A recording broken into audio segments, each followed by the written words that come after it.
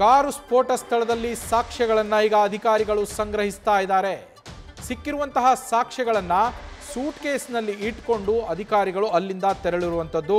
ನಿನ್ನೆ ಸ್ಫೋಟ ಸಂಭವಿಸ್ತಾ ಇದ್ದಂತೆ ಅಲರ್ಟ್ ಆದಂತಹ ಅಧಿಕಾರಿಗಳು ಕೂಡಲೇ ಇಡೀ ಸ್ಥಳವನ್ನು ತಮ್ಮ ವಶಕ್ಕೆ ತೆಗೆದುಕೊಂಡು ಅಲ್ಲಿ ಸಾಕ್ಷ್ಯಗಳ ಸಂಗ್ರಹಕ್ಕೆ ಮುಂದಾಗಿದ್ರು.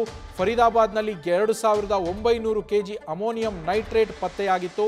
ಡಾಕ್ಟರ್ ಉಮರ್ ಬಳಿ ಆ ಅಮೋನಿಯಂ ನೈಟ್ರೇಟ್ ಅಲ್ಲದೆ ಮತ್ತಷ್ಟು ಅಮೋನಿಯಂ ನೈಟ್ರೇಟ್ ಇತ್ತು ಅಂತ ಶಂಕಿಸಲಾಗಿದೆ. ಉಮರ್ ಅಮೋನಿಯಂ ನೈಟ್ರೇಟ್ ಅನ್ನು ಸಾಗಿಸ್ತಾ ಇದ್ದಂತಹ ಸಂದರ್ಭದಲ್ಲೇ ಈ ಸ್ಫೋಟ ಸಂಭವಿಸಿರಬಹುದು ಅಂತ ಹೇಳಲಾಗ್ತಾ ಇದೆ. ಪುಲ್ವಾಮಾದ 3 ವೈದ್ಯರು ಈ ಸ್ಫೋಟಕಗಳ ಸಂಗ್ರಹದಲ್ಲಿ ಭಾಗಿಯಾಗಿದ್ದರು. ಫರೀದಾಬಾದ್ನಲ್ಲಿ ಇಬ್ಬರನ್ನ ವಶಕ್ಕೆ ಪಡೆಯಲಾಗಿತ್ತು.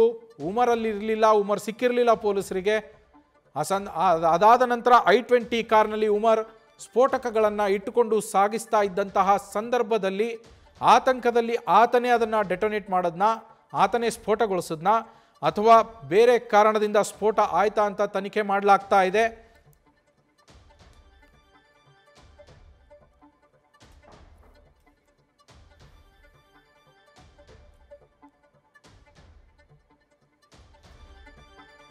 ಸದ್ಯ ಸಾಕ್ಷ್ಯಗಳನ್ನು ಅಧಿಕಾರಿಗಳು ಸಂಗ್ರಹಿಸಿ ಅವುಗಳನ್ನು ತೆಗೆದುಕೊಂಡು ಹೋಗಿದ್ದಾರೆ. ಹೆಚ್ಚಿನ ಡೀಟೇಲ್ಸ್ ಅನ್ನು ನಮ್ಮ ಪ್ರತಿನಿಧಿ ಚಂದ್ರಮೋಹನ್ ನವದೆಹಲಿಯಿಂದಲೇ ಕೊಡ್ತಾ ಹೋಗ್ತಾರೆ. ಬೆಳಗ್ಗೆಯಿಂದಲೂ ಅಲ್ಲಿಂದ ಲೈವ್ ಕವರೇಜ್ ಅನ್ನು, ಸುದ್ದಿಗಳ ಸಂಗ್ರಹವನ್ನು ಮಾಡ್ತಾ ಇದ್ದಾರೆ. ಚಂದ್ರಮೋಹನ್, ಹೊಸದಾಗಿ ಸಾಕ್ಷ್ಯಗಳು ಏನೆಲ್ಲ ಸಿಕ್ಕಿದೆ ಸ್ಫೋಟ ಸ್ಥಳದಲ್ಲಿ? ಅಧಿಕಾರಿಗಳು ಅದನ್ನು ಮುಂದಿನ ಪ್ರಕ್ರಿಯೆ ಯಾವ ರೀತಿ, ಸಾಕ್ಷ್ಯ ಸಂಗ್ರಹದ ನಂತರ ಅದರ ಪ್ರಕ್ರಿಯೆ ಏನಿರುತ್ತೆ ಚಂದ್ರಮೋಹನ್? ನವೀನ್, ಮುಖ್ಯವಾಗಿ ದೆಹಲಿಯ ರೆಡ್ ಫೋರ್ಟ್ ಬಳಿ ಸಂಭವಿಸಿದಂತಹ I-20 ಕಾರ್ನ ಸ್ಫೋಟದಲ್ಲಿ ಈಗ ಯಾವ ಸ್ಫೋಟಕ ಸಾಮಗ್ರಿಗಳನ್ನು ಬಳಸಲಾಗಿದೆ ಅನ್ನೋದಕ್ಕೆ ಸಂಬಂಧಪಟ್ಟಂತೆ ಸಾಕ್ಷ್ಯಾಧಾರಗಳನ್ನು ಫಾರೆನ್ಸಿಕ್ ಟೀಮ್ ಸಂಗ್ರಹಿಸಿದೆ.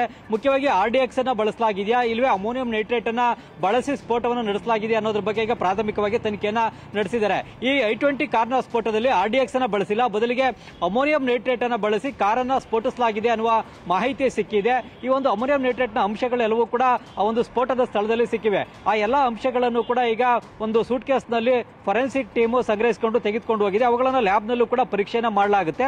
ಈ ಒಂದು ಲ್ಯಾಬ್ ನ ಪರೀಕ್ಷೆ ಮೂಲಕ ಈ ಸ್ಫೋಟದಲ್ಲಿ ಬಳಕೆ ಮಾಡಿರ್ತಕ್ಕಂಥ ಸ್ಫೋಟಕ ಸಾಮಗ್ರಿ ಯಾವುದು ಅನ್ನೋದು ಸ್ಪಷ್ಟವಾಗಿ ಗೊತ್ತಾಗುತ್ತೆ. ಅದು RDX ಇಲ್ವೇ ಅಮೋನಿಯಂ ನೈಟ್ರೇಟ್ ಅಥವಾ IED ಸುಧಾರಿತ ಸ್ಫೋಟಕ ಸಾಮಗ್ರಿಯನ್ನ ಬಳಸಿ ಕಾರನ್ನ ಸ್ಫೋಟ ಮಾಡಲಾಯ್ತಾ, ಒಂದು ಸ್ಫೋಟವನ್ನು ಹೇಗೆ ನಡೆಸಲಾಯಿತು, ಟೈಮರ್ ಅನ್ನ ಇಟ್ಟು ಏನಾದ್ರೂ ಸ್ಫೋಟ ಮಾಡಲಾಯ್ತಾ ಅಥವಾ ಆಕಸ್ಮಿಕವಾಗಿ ಸ್ಫೋಟ ಆಗಿದೆಯಾ, ಹೇಗೆ ಏನಾದ್ರೂ ಒಂದು ಮಾಹಿತಿ ಒಂದು ಫಾರೆನ್ಸಿಕ್ ಟೀಮ್ ನ ವಿಶ್ಲೇಷಣೆಯಿಂದ ತಿಳಿದು ಬರುತ್ತೆ. ಅದಕ್ಕೆ ಸಂಬಂಧಪಟ್ಟಂತೆ ಬೇಕಾದಂತ ಸ್ಥಳದಲ್ಲಿ ಸಿಕ್ಕಂತ ಸಾಕ್ಷ್ಯಾಧಾರಗಳೆಲ್ಲವನ್ನು ಕೂಡ ಈಗ ಫಾರೆನ್ಸಿಕ್ ಟೀಮ್ ಸಂಗ್ರಹಿಸಿ ಸೂಟ್ ಕೇಸ್ ನಲ್ಲಿ ತೆಗೆದುಕೊಂಡು ಹೋಗಿದೆ. ಮತ್ತೊಂದು ಕಡೆಯಲ್ಲಿ ಈಗ ಈ ಒಂದು ಸ್ಫೋಟದಲ್ಲಿ ಭಾಗಿಯಾಗಿರ್ತಕ್ಕಂಥ ಉಮರ್ ನಬಿ ಕೂಡ ವೈದ್ಯ, ಈತ ಕೂಡ ಜಮ್ಮು ಕಾಶ್ಮೀರದ ಪುಲ್ವಾಮಾ ಜಿಲ್ಲೆಯವನು. ಜೊತೆಗೆ ಈ ಹಿಂದೆ ಜಮ್ಮು ಕಾಶ್ಮೀರ ಪೊಲೀಸರು ಉತ್ತರ ಪ್ರದೇಶದಲ್ಲಿ ಬಂಧಿಸಿದಂತಹ ಮುಜಮಿಲ್ ಕೂಡ ಪುಲ್ವಾಮಾ ಜಿಲ್ಲೆಯವನು. ಜೊತೆಗೆ ಇನ್ನು ಫರೀದಾಬಾದ್ ನಲ್ಲಿ ಪತ್ತೆಯಾದಂತಹ ಸ್ಫೋಟಕ ಸಾಮಗ್ರಿಗಳು ಎಲ್ಲವನ್ನು ಕೂಡ ಸಂಗ್ರಹಿಸಿಟ್ಕೊಂಡಿದ್ದಂತಹ ಅಬ್ದುಲ್ ರಾತಿಲ್ ಕೂಡ ಪುಲ್ವಾಮಾ ಜಿಲ್ಲೆಯವನು. ಹಾಗಾಗಿ ಪುಲ್ವಾಮಾ ಜಿಲ್ಲೆಗೂ ದೆಹಲಿಯ ರೆಡ್ ಫೋರ್ಟ್ ನ ಬಳಿ ಸಂಭವಿಸಿದಂತಹ ಕಾರ್ ಸ್ಫೋಟಕ್ಕೂ ಕೂಡ ನೇರವಾದ ನಂಟಿದೆ. ಈ ಅಬ್ದುಲ್ ರಾತಿಲ್ಗಾಗ್ಬೋದು, ಜೊತೆಗೆ ಡಾಕ್ಟರ್ ಉಮರ್ ನಬಿಗಾಗ್ಬೋದು ಮತ್ತು ಮುಜಮಿಲ್ಗೆ, ಈ ಮೂವರಿಗೂ ಕೂಡ ಪುಲ್ವಾಮಾದ ಜಿಲ್ಲೆಯಲ್ಲಿರ್ತಕ್ಕಂಥ ಕೆಲವರು ನೇರವಾದಂತಹ ಸಪೋರ್ಟ್ ಅನ್ನ ಮಾಡಿದ್ದಾರೆ, ನೆರವನ್ನ ನೀಡಿದ್ದಾರೆ, ಅವ್ರಿಗೆ ಬೇಕಾದಂತಹ ಲಾಜಿಸ್ಟಿಕಲ್ ಸಪೋರ್ಟ್ ಅನ್ನ ನೀಡಿದ್ದಾರೆ. ಹಾಗಾಗಿ ಪುಲ್ವಾಮಾ ಜಿಲ್ಲೆಯಲ್ಲೂ ಕೂಡ ಜಮ್ಮು ಕಾಶ್ಮೀರ ಪೊಲೀಸರು ಕಾರ್ಯಾಚರಣೆ ನಡೆಸಿ ಕೆಲವರನ್ನ ವಶಕ್ಕೆ ತೆಗೆದುಕೊಂಡಿದ್ದಾರೆ, ಕೆಲವರನ್ನ ಬಂಧಿಸಿದ್ದಾರೆ.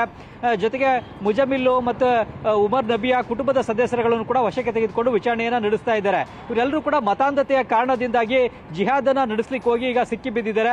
ಮುಖ್ಯವಾಗಿ ದೊಡ್ಡ ಮಟ್ಟದಲ್ಲಿ ಸ್ಫೋಟಕ ಸಾಮಗ್ರಿಗಳನ್ನು ಸಂಗ್ರಹಿಸಿರೋದನ್ನ ನೋಡಿದ್ರೆ ರಾಷ್ಟ್ರ ರಾಜಧಾನಿ ದೆಹಲಿನಲ್ಲಾಗಬಹುದು, ಇಲ್ಲವೇ ದೇಶಾದ್ಯಂತ ದೊಡ್ಡ ಮಟ್ಟದ ಭಯೋತ್ಪಾದನಾ ಕೃತ್ಯವನ್ನು ಎಸಗಲಿಕ್ಕೆ, ಭಯೋತ್ಪಾದನಾ ಸ್ಫೋಟಗಳನ್ನು ನಡೆಸಲಿಕ್ಕೆ ಸಂಚನ್ನ ರೂಪಿಸಿದ್ರು ಅನ್ನೋದು ಈಗ ಪ್ರಾಥಮಿಕ ತನಿಖೆ ವೇಳೆ ತಿಳಿದು ಬಂದಿರುವಂತಹ ಮಾಹಿತಿ. ಇನ್ನು ಅನೇಕರನ್ನ ಬಂಧಿಸಲಿಕ್ಕೂ ಕೂಡ ಪೊಲೀಸರು ಈಗ ಕಾರ್ಯಾಚರಣೆಯನ್ನು ನಡೆಸ್ತಾ ಇದ್ದಾರೆ. ಮುಖ್ಯವಾಗಿ ಈಗಾಗಲೇ 6-7 ಮಂದಿಯನ್ನ ಬಂಧಿಸಲಾಗಿದೆ. ಪುಲ್ವಾಮಾ ಜಿಲ್ಲೆಯಲ್ಲೂ ಕೂಡ ಇಬ್ಬರು ಸೋದರರನ್ನ ಬಂಧಿಸಲಾಗಿದೆ. ಸೋದರರಲ್ಲಿ ಒಬ್ಬ ಪ್ಲಂಬರ್ ಕೆಲಸ ಮಾಡ್ತಾ ಇದ್ರೆ, ಇನ್ನೊಬ್ಬ ಇಂಧನ ಇಲಾಖೆಯಲ್ಲಿ ಉದ್ಯೋಗಿಯಾಗಿ ಕೆಲಸ ಮಾಡ್ತಾ ಇದ್ದ, ಮತ್ತೊಬ್ಬ ವ್ಯಕ್ತಿ ಬ್ಯಾಂಕ್ ನ ಸೆಕ್ಯೂರಿಟಿ ಗಾರ್ಡ್ ಆಗೂ ಕೂಡ ಕೆಲಸ ಮಾಡ್ತಾ ಇದ್ದ, ಆತನನ್ನು ಕೂಡ ಬಂಧಿಸಲಾಗಿದೆ.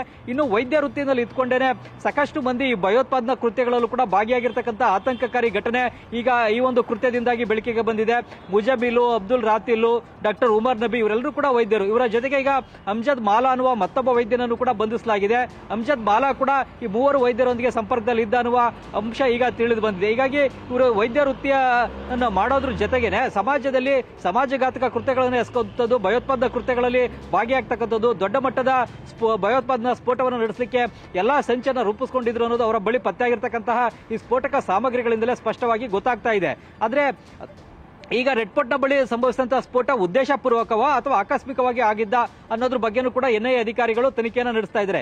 ಏನಾದ್ರೂ ಕಾರ್ನಲ್ಲಿ ಸಾಗಿಸ್ತಾ ಇದ್ದಂತಹ ಸ್ಫೋಟಕ ಆಕಸ್ಮಿಕವಾಗಿ ಸ್ಫೋಟವಾಯ್ತಾ, ಇಲ್ವೇ ಉಮರ್ ನಬಿ ಆತ್ಮಾಹುತಿ ಬಾಂಬರ್ ಆಗಿ ತನ್ನನ್ನು ತಾನು ಸ್ಫೋಟಿಸಿಕೊಂಡು ಸ್ಫೋಟವನ್ನ ನಡೆಸಿದ್ನ ಅನ್ನುವ ಅನುಮಾನ ಕೂಡ ಇದೆ. ಅದ್ರ ಬಗ್ಗೆನೂ ಕೂಡ ಈಗ ಎನ್ಐಎ ಅಧಿಕಾರಿಗಳು ಮತ್ತು ದೆಹಲಿ ಸ್ಪೆಷಲ್ ಸೆಲ್ನ ಪೊಲೀಸರು ತನಿಖೆಯನ್ನ ನಡೆಸ್ತಾ ಇದ್ದಾರೆ. ಈಗಾಗಲೇ ಪ್ರಧಾನಿ ಮೋದಿ ಮತ್ತು ಕೇಂದ್ರ ರಕ್ಷಣಾ ಸಚಿವ ರಾಜನಾಥ್ ಸಿಂಗ್ ಅವರು ಮತ್ತು ಅಮಿತ್ ಶಾ ಅವರು ಮೂವರು ಕೂಡ ಈ ಒಂದು ಸ್ಫೋಟದಲ್ಲಿ ಭಾಗಿಯಾದಂತವ್ರನ್ನ, ತಪ್ಪಿತಸ್ಥರನ್ನ, ಆರೋಪಿಗಳನ್ನ ನಾವು ಯಾವುದೇ ಕಾರಣಕ್ಕೂ ಬಿಡೋದಿಲ್ಲ, ಅವರಿಗೆ ತಕ್ಕ ಶಿಕ್ಷೆಯನ್ನು ವಿಧಿಸ್ತೇವೆ ಅಂತೇಳಿ ಕಠಿಣವಾದಂತಹ ಪದಗಳನ್ನೇ ಹೇಳಿದ್ದಾರೆ.